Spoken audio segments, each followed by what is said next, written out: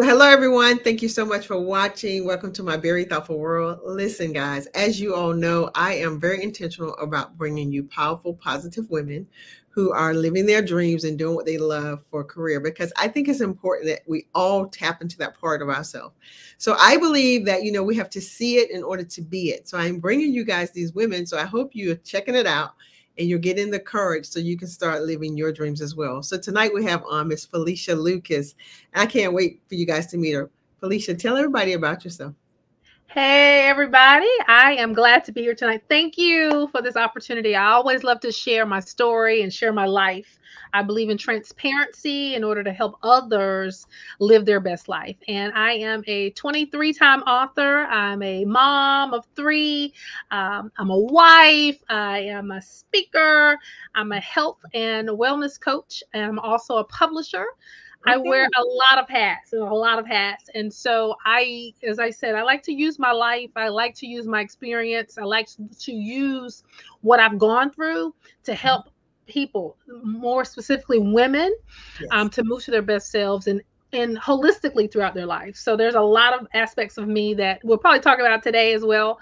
But I thank God for the opportunity of the story so that I can help others. Well, it sounds like you do a lot. And of course, I want to ask, like, my mind is firing off like 1,000 questions, but I'm going to start with 23 books. Yes. And being a publisher. Talk about that. Yes. So 23 books. Some of them are my books. Some of them I am a co-author in. And there's others that I have 2 anthologies that I am the compiler of. And so I've worked with over hundreds of people in sharing their stories. My books are my life. I started out in 2016 writing my story. And from that, my company was actually birthed. And so someone asked me to help them with their book. And I'm like, well, I just wrote a book, but okay. And so she was like, I think you can do this for me. And I said, okay. And I am so glad I said yes to her. I always give accolades to her because her one yes allowed me to do my one yes and to help others. And I absolutely love publishing books. I just released my first children's book this past month, and I was very excited about that because I've been helping children's authors for about 3 years, and I said, you know what? It's time to release that. And so those are my 23 literary projects that I've been a part of. That sounds amazing. So do you typically contact the author, or is it one of those they see that you're a publisher and they reach out to you? How's that? I would say 80 to 85% of my clients are referrals. Okay. So a majority of it, a lot of people will refer them to me. Of course, I get people that I have no idea who they are, and they reach out, and we build a relationship and we publish it. But majority of it is the referral. Okay. Now, when they come to you, do they have to already have the book written and edited, and then you just do the layout, or how does that? Talk about that process a little bit. I'm sure people are curious about it. Yes, both. And so I do have people that have already gone through that whole process, and they're just wanting someone to make sure everything is where it needs to be. That needs to be edited, or if it needs to be proofread. Then I have someone that comes that has nothing, a blank sheet of paper. All they have is that God said write. And so we also have a writing coach that's on our team. And so there are clients that I actually go through the writing process. So I would say it's a 50-50. Sometimes I get people that just have like journal prompts and they're like, how can I turn this into a book? And so I, myself or my staff, we help them through the process. So I do get both kind of clients. That's pretty awesome, because I meet so many people who say they want to write a book, but they don't think they can, or they may say, who am I to write a book? Or I hear well, Kanisha, I just can't quite flush out the idea. So it's good to know that you can help them with that. Yes. Yeah. So what made you decide to write your first book? That was actually, I'm a speaker, and I went to speak at a church. It was a women's conference. And when I finished, the lady that was hosting the event, she says, do you have a table here today? And I said, no. A table? No. And she said, where's your book? And I said, what do you mean my book? She says, I know for sure you have a book. And I said, no, I don't. She said, write the book. And she mandated, she says, I hear God say, write the book. And so I'm like, okay. So I was eager to say, okay. So I went through the process. I actually hired a coach. So I didn't know anything about that, and a coach and a publisher. And I was able to, of course, at that point, know the process, but I didn't intend to write a book. It was my life. Yeah. I've been journaling since I was in high school. A writer. My degree is in communication. So that was the field I was in, but never thought that I would put my secrets, my imperfections, my struggles, my challenges in print. And I am so glad. I am so glad I said yes to her and I did it. Wow. So one of my beliefs as coach, Yes. and just the way God brought me into my process of becoming a coach, is I Yes. believe that God takes our greatest pain and turns it to purpose. Yes. So what is the journey? I haven't read your book yet. Forgive me for that. That's What okay. is it that book is telling us about Felicia that Yes. you knew would be a blessing to other women? So my first book that I wrote is called Make It Happen, Moving Towards Your Best You. And when I Mhm. talk about the holistic approach, I talk about my marriage, and I've been married now 26 years. Congrats. But there was a point we were struggling. And so, the challenge of that, someone needed to hear that, because my husband and I are also pastors. And so a lot of times people have a stereotype of how the first lady and the pastor and the church unit should be, and I was struggling, and it was mainly me, and that was the part that I had to be released from, that in reference to my ideology of myself. Yeah. And so putting that out there, I was scared. One, I was afraid to share that story about, it got kind of bad, and I do go into details about that. Secondly, from a physical standpoint, at my heaviest I was wearing a size 32. And I so will I tell talk. you, I went on your page and I saw that picture. Yes. And so the transfer, and see, that was the beginning. So that was the first, when I wrote that book, that was one part of the transformation. But for my 48th birthday, I did a memoir called The Reinvention of Me. And I Mm. talk about my journey. So I had lost weight, but I really released weight. So I lost 145 pounds. Wow. And I coach others, through that process. And so talking about, why was I wearing a size 32?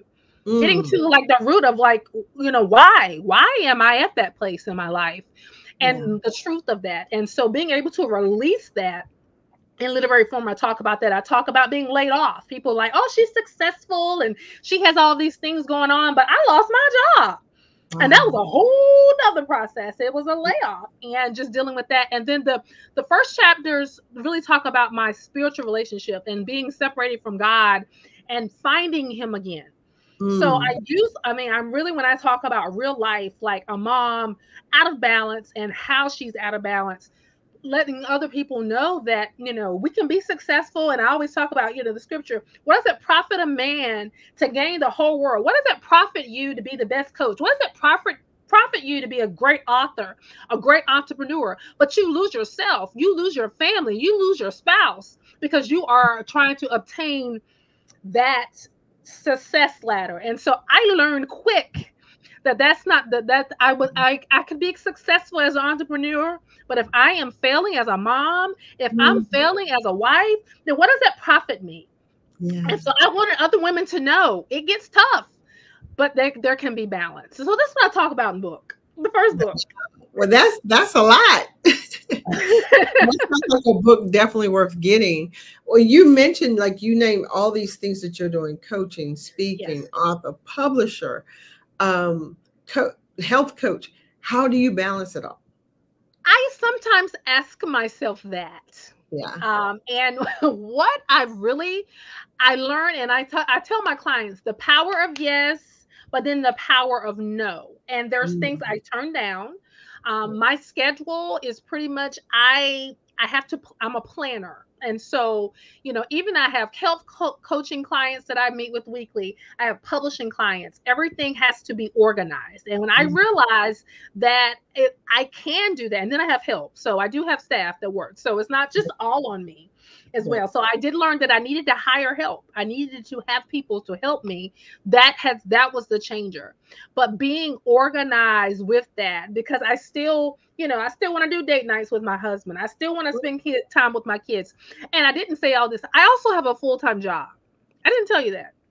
No, I do have a full-time job. It sounds like your life is the full-time job. What are you talking about? No. I actually have a full-time job and run 2 businesses on the side with that. And I know it's all because God, he helps me with that.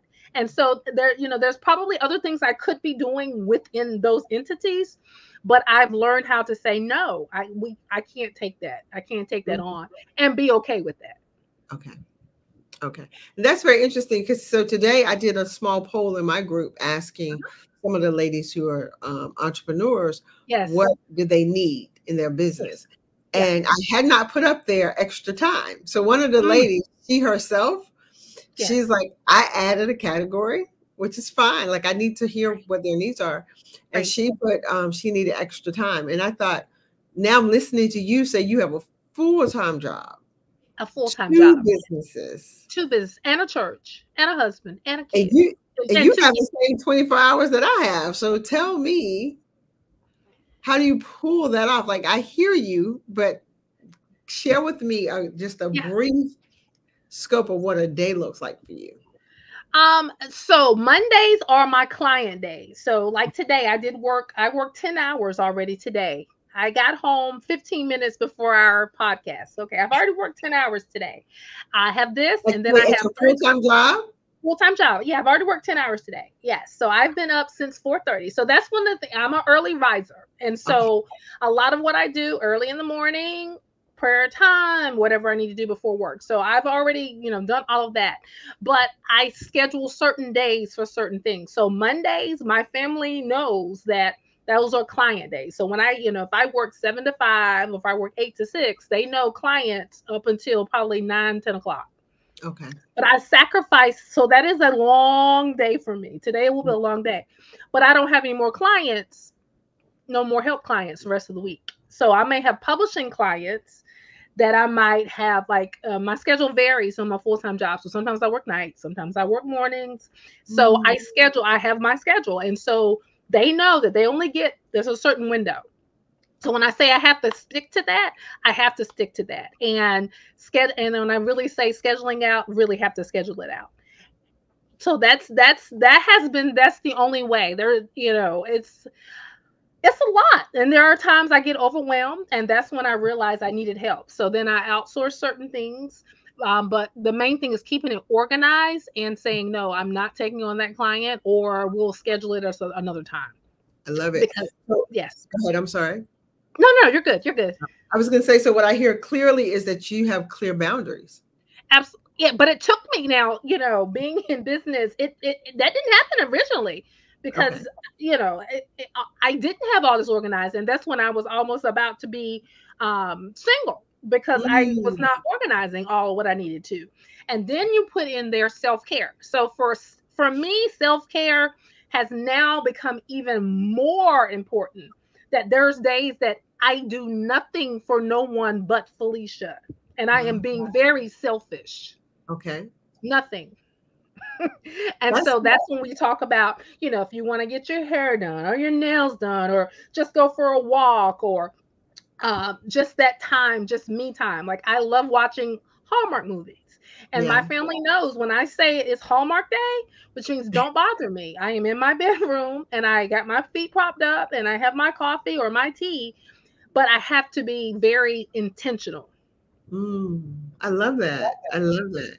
And so I love that you're sharing this, because I get it. Like, as a woman, I remember years ago running this business, always feeling like I was chasing, right? And I sat down with the coach, and it was so cute because she gave me her timesheet, and she was like, I need you to write down your day. And her sheet started at, I think, like 7 a.m. And I said, well, we're going to need a new sheet. She's like, why? I said, because I wake up at 5. Yes. And I was like, I use all these hours because I think her sheet went to 10. She was like, when do you spend time with your kids? I said, well, they're teenagers. They don't really want to hang out with me anymore. Which wasn't true. Right. But that was the story I kind of told myself because they were very independent, and that my children have always been very independent people. But if they had a game or something, of course, I would be there for that. Or everything else, they kind of manage themselves. But I do remember my husband would say, I need you to pick a time and turn that computer off. Absolutely. And for a while, I would do that, and then I would go back to it. But what she taught me when I was working with her is she showed me, she says, you have too much on your day.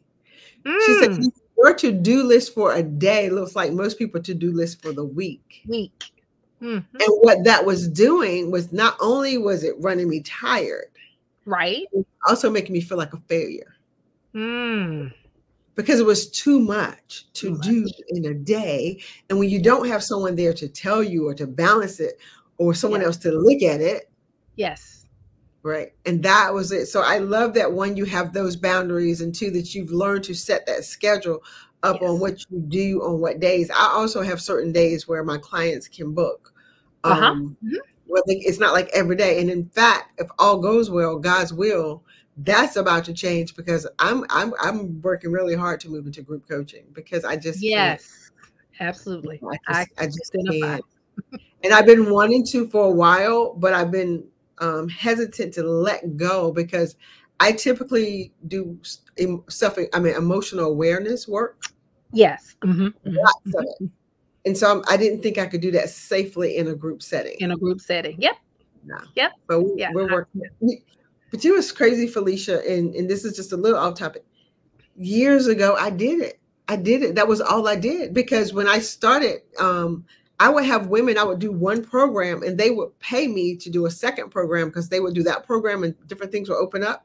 Yep. And they would say, hey, and I said, well, I have this idea for putting together a program on helping people discover their purpose.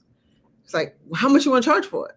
Right. And it was group. And so I don't know how I got from group to individual to get back to group. So yes, it'll happen. But thank you for letting these ladies know, because now, one, I'm going to make sure that this video is in my group, so these women who are saying, I don't have time, they can hear from Miss Felicia what it takes to have that time. Yes. Yeah. What is something that you would want women to know who have the dream, but won't go out, won't get out there, that they say, oh, I can't because I don't have time. I can't because of my family. I can't because I don't have the money. What do you want them to know? Yes. I would say first, do not compare your journey to anyone else's. The falseness of social media. You log on, you see so and so, everybody's talking about 6 figures. Well, let's just start with making $100. Let's just start with that first. Let's just start with making that 100 and then going to 1,000, and then you may do 50 or whatever. But don't compare. Don't compare. I meet people that are so competitive that if you just maximize what God has given you, make sure that you have that as the foundation, all these other things will be added. It will happen. But when you start comparing what your, ministry looks like, what your business looks like, what you look like as a coach, I learned that would be what I learned, and that's what I teach. You have to stay in your lane, and people talk about it, but literally, and your lane may be $100. Yeah, but it's okay, because God, when He gives us ideas, when He gives us things to do, He's testing us at times to see, okay, how's she handling the $100? Are you handling that? Are you handling the small amount of time that He gives you? Or are you still wanting to be like everyone else? And so my style, people tell me a lot I'm a trailblazer, and I didn't really understand that. But I found out I do a lot of stuff, and then people want to copy and all that. And I don't worry about all that. I worry about, at the end of the day, And it is whatever I'm doing is God being glorified in that. So Mm. if He is being glorified in that, and I am walking in my purpose, if it's I make 100, if I make 1,000, if I make 1,000,000, at the end of the day, I'm answering to Him. So if you see Him as the head of whatever that vision is He's giving you, whatever that idea, then you can't worry about everybody else. I'm not everybody's coach. I'm not everybody's publisher. And I refuse to chase people in that regard. I'm going to Okay. give you what I have, because at Yeah. the end of the day, I want Him to say, well done, Felicia. You Mm. did what I asked you to do. And it does not look like anybody else's, and that's okay. Girl, listen, now you just preached the whole sermon. You got me over here like, oh, hallelujah. Because I promise you, I was literally having that conversation today with a friend My God. on that, comparing, because so I'll just share, because I'm about vulnerability. I'm about Absolutely. what is it going to take to make someone else, break free. Yes. That has been one of my greatest struggles, Mm. comparing my journey, my dream to others. And listen, for years, and it's a hard one to trust. If, at least I'll say for me, it's been a hard one to trust. For years, I have known that I'm like the Israelites when they got out of Egypt and they said, hey, we want a king. And God says, I'm your king. Right. And they said, but no, we want a real one on earth. Right. I was that person. No, I want to. He's like, I have been guiding this business. But I'm like, but Lord, it seems like it's something they know that I don't know. And I have spent money this last 2 years on more coaches. Yes. And now some have helped me. But he just right here recently. And October is always mean God's month. Yes. Where he starts showing me the vision for the following year. He starts in October with me. He starts downloading. And he told me, he says, step away from it all. Mm-hmm. Mm-hmm. You know how scary that is? Absolutely. And then I was like, Jesus, you sure that's you? Like, am I making this up? Yes. And he has just been pouring out these last few weeks, because it's been this is week number 3. Mm-hmm. So I appreciate what you said about not comparing, about making sure that what you're doing is honoring him. Don't worry. Even today, Felicia, and I just have to share this because maybe somebody needs to hear it. Yes. I was like, well, Lord, you've given me this. He downloaded to me this thing to do. Okay. In my mind, how am I going to do it? Right. So I'm going like, okay, how am I going to do it? And then, okay, I know you got to do it, but still, you're required. Yeah. Yes. I was in the kitchen, and as I was moving, he says, you have always said that your life makes no earthly sense. That's what I've said about myself. Wow. He says, why are you trying to make this make earthly sense? I said, oh my Lord. Right. Yes. I understand. I completely understand. Wow. I remember the day I was sitting in my car, and this was some years ago. I was sitting in my car. I was on my lunch break, and I was trying to figure out some things. And he spoke so clear. I wrote it down. I still have it in my journal. He said, everything that you're looking for, it's already in you, Felicia. Why are you looking for it? Everything. He cares about everything that concerns us. He does. Every part of us. Everything you're looking for, I've already given you. So stop it. And it doesn't say you don't need a coach or you don't need a mentor. You don't need. But I think sometimes because of how social media is, we feel like we have to have all that. Yes. And there's directions and there's people that can help. But there's some things. Yes. That he's wanting us to seek him specifically for.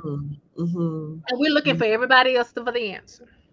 And that's what he said. He said, I need you to pull away because you can't hear me clearly. My God. In this area.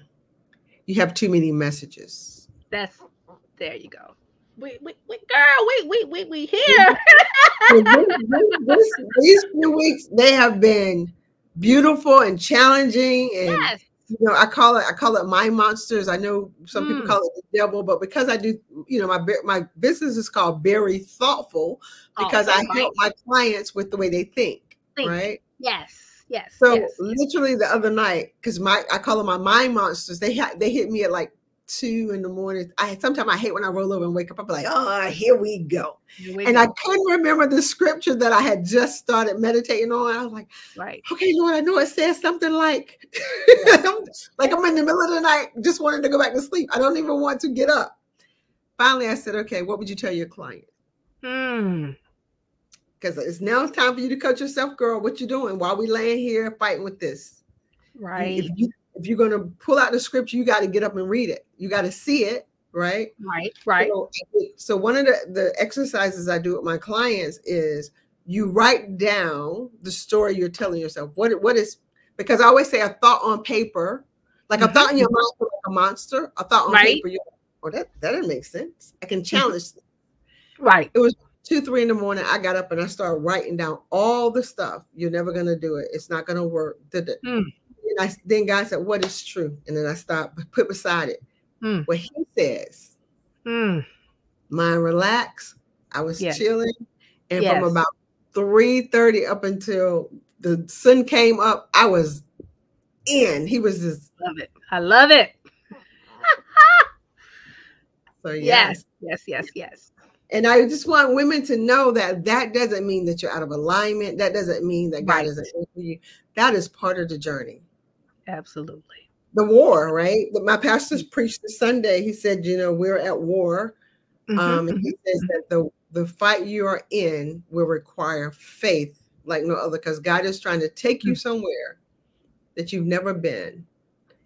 And he was saying that don't think the fight God. No, the fight is the preparation for the next thing.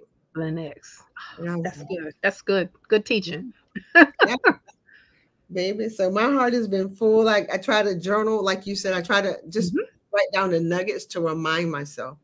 So that when this mind of mine get out of sort, right, I can come back to it. Absolutely. So share with us, and we're kind of coming to an end. I try to honor people's time in the time. Okay. Share with us. I know the word is in you. What is another book that you would recommend to any female entrepreneur that you feel like you need to read this book? Whatever the book is. There is one that I actually have it right here on my desk. And it goes into depth. It's called the 40-Day Soul Fast. It's by Cindy Trim. I like her. It's a journey to authentic living. And so when you start pulling back, when you start talking about being an entrepreneur, and you're thinking about your business, and you're thinking about your ministry or whatever, that God has commissioned, there's some inner soul work that has to happen to help with that. And so this has been a really good book. I mean, I got it highlighted in here. I mean, you will see all, I'm working it. So the coach needs coaching as well. We do. And so, this has been a really good journey, and really dealing with mind, will, emotions, the soul, who we are, and that's what that fast means. So I would definitely recommend any type of, one, especially if you're a person of faith, you want to not just pick any random book off the shelf, but include as well some that are written by people of faith as well. So, I mean, there are a lot of like non-Christian people that write really good books about mindsets and things like that. But I do encourage you, because there's scriptures in there, and there's things that you have to do with, with the Bible as well. In this study with that, I would ask that you also incorporate that into your library as well. But definitely having that extra, she talks about her living authentically. And I just found out that she got married like almost 60 years old, had never been married before. I didn't know her whole story. But it's just amazing how, she delved into her own soul and went through this fast, and how God opened up doors. And so that I would say, and let that be the foundation for you as an entrepreneur. God needs to be at the foundation. Yes. That would be that would be my advice. I love it. Thank you so much for being on. I have fully enjoyed this. I listen, when I started this, I know it was a God idea. Yes. It was such a God idea because I've been doing my podcast for a long time, just me. Yes. And I was like, Lord, I want to talk to other women because when I tell you what I know my purpose is to help other women live their purpose. Like, yes. To live it, to identify. He has just given me that gift. Like I literally can just be in conversation with a woman and her gifts will start showing up and she's just like, Kenesha, what? I said, that don't hang out with me if you don't want to see them. Right. The spirit in me, my spiritual gifts will draw yours out, whether you even plan on participating or not. Or not. And then you're gonna be scared or looking at me like, don't hang out with me if you don't want to see your gifts, because my gift draws them out. Absolutely. That is my gift. So, and I love talking to Christian women. And this is what I'll say. And the reason I'm saying it this way is because I've lived internationally. So I'll say this. I like talking to biblical women. And understand that's not to deny Christ. It's just that I know that there are some places where people have ruined what it means to be a Christian to people. Gotcha. You understand what I'm saying? I got like literally, I've met people when they tell me what they've been taught. I'm like, baby, that ain't biblical. They're like, what? I'm like, nah, I'm not a scholar and I haven't read all of it, but I know that ain't biblical. And so that is why I say biblical. Absolutely. Yes. And that also, it opens the door to allow people to come in no fear, and then I share. Yes, absolutely. So thank you so much. You are so welcome. You are so welcome. Thank you. Thank you. Guys, if you miss these nuggets, that's on you. But the best thing is you can rewind this thing and come back and watch it again. So I don't want to hear that. I don't have time. Miss Felicia done told you guys all that she has on her plate. I don't want to hear maybe later when I get older or younger. Just enjoy your season and know where you are right now is preparing you for the next thing. Absolutely. Absolutely. So I want to say thank you guys for watching and have an amazing day or night whenever you watch. Bye-bye.